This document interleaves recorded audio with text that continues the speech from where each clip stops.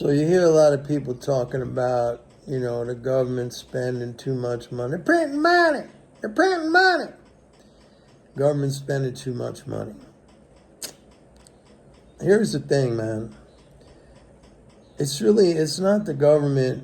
It's really us, the non-government, who decides how much we want to hold as financial balances of the government's currency.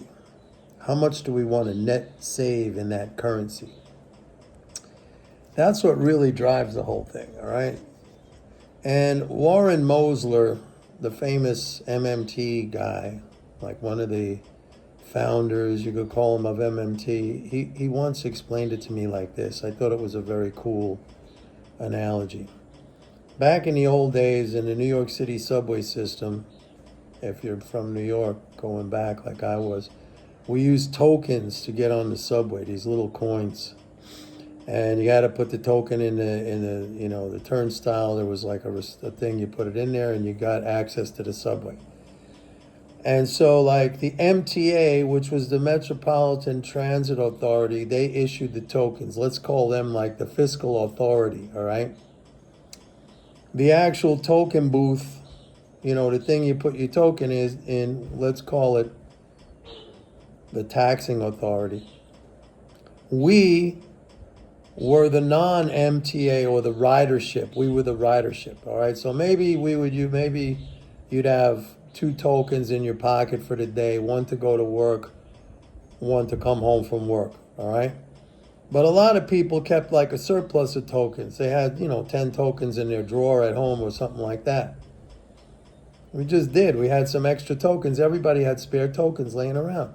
In order for that to happen, in order for the non-MTA, the ridership, to have a surplus of tokens, it means that the MTA, the issuer, the Metropolitan Transit Authority, had to issue more tokens than it collected at the token booth.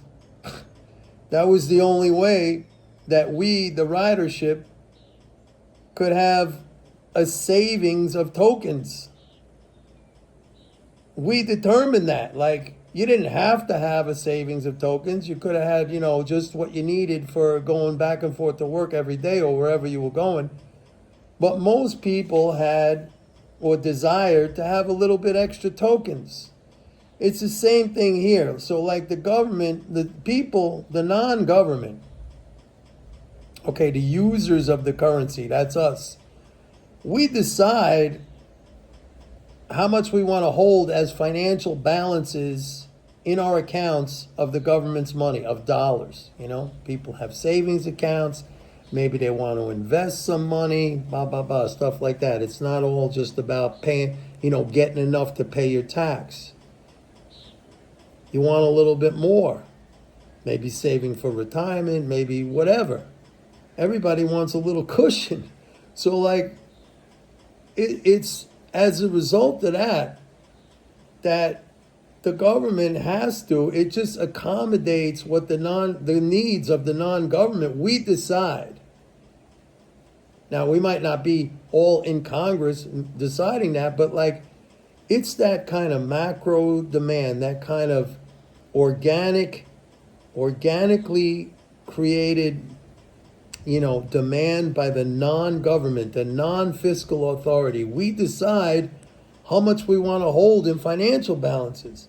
If all we wanted was to pay the tax that the government imposes, and that's it, not have anything left, or maybe we want to save, instead of the government's currency, maybe instead we wanted to save Japanese yen, or we wanted to save Chinese yuan, or we wanted to save euro, then we would do stuff to get their currency, and they would have to issue more than they took away from us in taxes or whatever. Then our government could run balanced.